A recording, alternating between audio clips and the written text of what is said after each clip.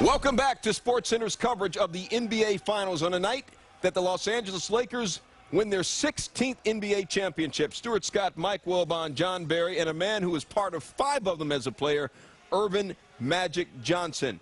L.A. was either going to win its 16th or Boston was going to win its 18th. Either way, this game was as intense as you can get. The Celtics 4-0 all-time coming in against the Lakers in Game 7 of the NBA Finals. Kendrick Perkins didn't play in Game 7, tore knee ligaments in Game 6. You know, in 20 years from now, we're going to come back and we're going to have this reunion party. And when we shake hands, let's make sure our rings touch. Game 7 was all of that. Kobe double team, forces a jumper that hits the side of the backboard. But, JB, what happens when they triple team Kobe? You said it, force, and that's exactly what he was doing. But here, 3 guys on him. He's got to get rid of the basketball. Awful first quarter for the L.A. Lakers, 22% shooting. Kobe was 1 of 7. That Derek Fisher, though, shot puts the Lakers up by 1. Under 20 seconds left in the first. Kobe double-teamed again. Jumper from the corner. Air ball. Kobe just 3 points on 1 of 7 shooting in the first quarter. Second quarter, though, tied at 23. Ron Artest played grown man basketball, Magic. Oh, he was fantastic. 20 points. And he also set the tone for the Laker defense there. He got an offensive board and put it back in. It was his activity that really got the Lakers going. Lakers with the 11-0 run, they take a 2-point lead. But Paul Pierce, half some for 3. 1 of 6 Boston threes, Celtics up 7. Next Laker possession, Ron Artest fouled underneath by Pierce. They tangle. We said it was physical. JB, what happened here? Well, it looked like Ron Artest tried to arm lock Paul Pierce. No big deal. Something the NBA should take a look at. The double technical foul. Enough. I've seen enough. Get the culprit. Get the instigator. That's right. Under 20 seconds left in the half, Kobe's tough 3 comes up short. Lakers down 6 at halftime. 8:30 left in the third. Paul Pierce misses the jumper. Rajon Rondo. Wilbon, how does he do this? I mean, he's so quick and he has such good instincts for the ball. Also, just 2 rebounds shy of another triple-double in Game 7. But look how he has a nose for the ball like a cornerback there. He's 6'1", but his wingspan is 6'9". That's a 13-point lead for the Celtics. Later in the third, Kobe drives, hangs, but turns it over. Back the other way. Rondo to Pierce. Pierce pulls up. The Finals MVP from 2 years ago, booyah! He had 18 points. But, JB, how did L.A. come back on the offensive glass? Well, Pau Gasol was the guy. It was the offensive glass all night long. 23 of them. They just destroyed the Celtics. Kendrick Perkins, boy, did they need him. 7:30 to go. Lakers down 3. Artest gets the pass underneath, scores, and 1. We are tied at 61 after the free throw. Just over a minute later, Lakers down 3. How about Derek Fisher? One of the classiest men you'll ever meet. Banging in the 3. Ridiculous shot. We're tied at 64. 5:30 to go. Lakers up 2. Finally, Magic. Kobe gets unhinged. Yeah, he had 10 points in the fourth quarter. There, a pull-up. He finally got away from Ray Allen, got some separation, and hit the jump shot. Laker bench all fired up. Doc Rivers gives his team a pep talk. If you want this, go get it, all right? Go get it. Go get it. Keep pushing the ball up the floor. Later in the fourth, Lakers still up 4. Pau Gasol was just on fire. Underneath while double team, Lakers by 6. Next Celtic possession. What kind of game did Rasheed Wallace have, JB?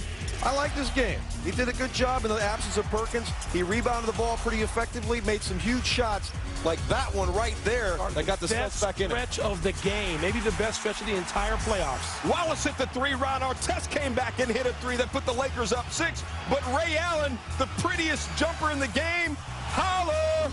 On the court where he set the record for most threes in a finals game earlier in this series, brings the Celtics within 3. Next Laker possession. Kobe misses from 3. Gasol gets the board. Back to Kobe. Drives. Fouled. He'd make both free throws. Lakers lead 81-76. Next Celtic possession. 25 seconds left. Ray Allen misses the 3. Hey, Magic, I thought Rajon Rondo couldn't shoot 3-pointers. Well, he proved everybody wrong with another big 3 from the corner, Stu. Celtics within 2. It's 81-79. After a foul, Sasha Vujacic at the line. He made the first. He makes the second. 4-point lead for the Lakers. 11.7 seconds left. Kobe taking it all in. Next Celtic possession. You saw Rondo hit a big 3. Not known for his threes, but why not try again? Puts it up. It does not go. Lakers get the board. That's it. Ball game. Season. Championship. Back-to-back. The Los Angeles Lakers win Game 7. Kobe gets his 5th championship. Pau Gasol gets his 2nd. Kobe Bryant, of course, named NBA Finals MVP for the second consecutive season. The LA Lakers, with their fifth different set of at least consecutive championships in their history. Magic, you said Pau Gasol very emotional on the court afterwards. Yeah, he was just crying, and it was an emotional thing for the whole team. Derek Fisher was crying. You know, Lamar Odom was crying. They finally understood what this rivalry was all about, and they had to have everything. It took everything physically and mentally to beat the Celtics. Kobe with 23 points, only 6 of 24 shooting. We talked about Gasol, 19 points, 18 rebounds. Ron Artest with 20. The LA Lakers are on top of the basketball world. They showed it, they felt it, they sounded like it. This is the sweetest. You know, it's we've been downplaying the whole series, the rivalry between us and the Celtics, because we had to focus on what we had to do. But we understood how bad the city wanted it. You know, there's no question about it. And this one's by far the sweetest because it's against them, and because it's the hardest one by far. I wanted it so bad, and sometimes you want something so bad it slips away from you. And my guys picked me up. I mean, I can't say enough about the Spaniard. But that guy's unbelievable and just a hell of a player. And we wouldn't have won it without him. It was an incredible feeling to be able to be in the position that we're in, the relationship that we developed, to be able to be teammates. You know, at this point in my career, it's pretty unbelievable. So I'm extremely thankful for everything, and that's why I try to give my very best every single time that I'm out there. We make them, go through all kinds of, difficult things during the course of a year. Ask them to play injured. Ask them to play with injuries. And, they're a willing group, and I'm very proud of them, and I'm very happy for them. I think that's really the joy. To have put in 114 games and coming out this way at the end, there's a certain sense of gratification, and that's what I have to believe in. From October to June 17th, we've been the best team in the NBA at doing whatever it takes to win a title. And, I just think that says a lot about our team because we largely have a lot of the same guys. I got a singles called Champion. I did a song called Champion last June. I'm going to let them go, guys. And the single is coming out. I'm sorry.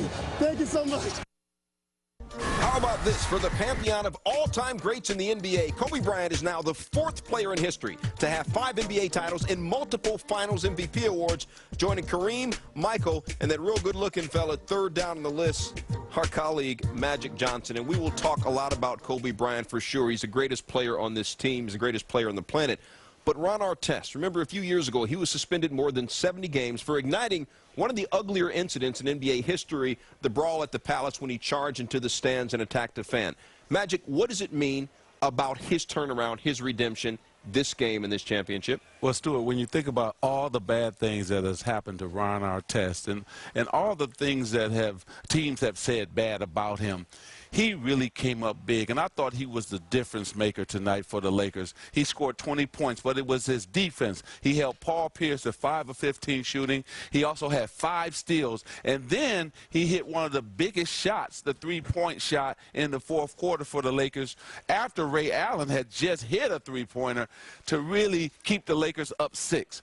But I thought it was his effort and his energy that really made the difference, and when the Lakers were struggling, JB, it was Ron Artest who carried it and then put it in Gasol's hand and Kobe Bryant's hand in the 4th quarter. Well, 4th quarter, that's what you mentioned. And in a Game 7, to get a tie game with 7 minutes to go for an NBA championship, you can't ask for more than that. I mean, it was terrific. 61 all, 7 minutes to go, and it was fireworks. I mean, when points were coming at a premium, Derek Fisher, who hadn't knocked in a 3 in the first 6 games of the finals, he knocks down a huge one. Kobe Bryant struggled all night. He knocks down a shot. And Pau Gasol on the defensive end, great block on Paul Pierce, and somehow gets this to go after Paul Pierce blocks the shot.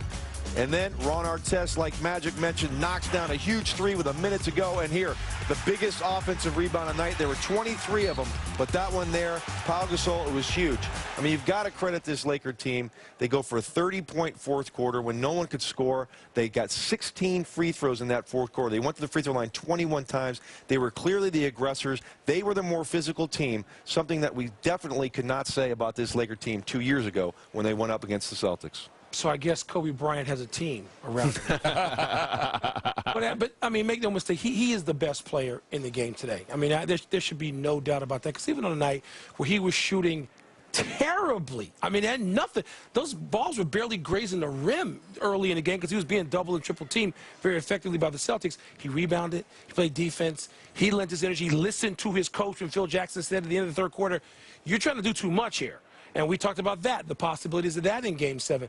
But I thought what I wanted to hear from Kobe Bryant was what he thought about beating the Lakers. I know publicly he didn't say much, but privately at various points, you knew that he had listed the Celtics. I'm sorry, beating the Celtics.